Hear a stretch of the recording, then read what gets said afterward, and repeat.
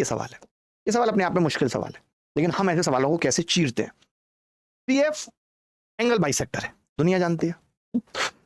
AD और एई बराबर है, सवाल में दिया है, ठीक है। एंगल भी 80 है।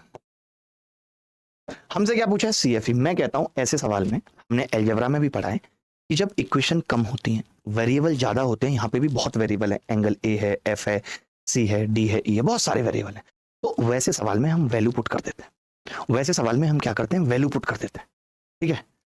अब समझना, अगर हम इसमें वैल्यू पुट कर देते हैं, वैल्यू पुट कर दी अगर हमने, समझना बात को, तो मैं क्या कहता हूं कि वैल्यू भी ऐसी पुट करो कि आसान हो जाए सवाल। तो आपने कहा क्या करें, मैंने कहा 0 0 कर दो इन दोनों को, क्योंकि एंगल बाइसेक्टर है तो 0 0 होगा। आपने कहा 0 हो सकता है एंगल, बिल्कुल हो सकता है, हम करेंगे ना, बहुत सवालों में करेंगे, पेपर में आए हुए सवालों में करेंगे। अगर ये 80 है और ये 0 है, तो एक बच्चा बोला फिर ऊपर वाला अकेला 100 हो जाएगा, बड़ा भारी हो जाएगा। मैंने कहा हो जान दो भारी, क्या दिक्कत है।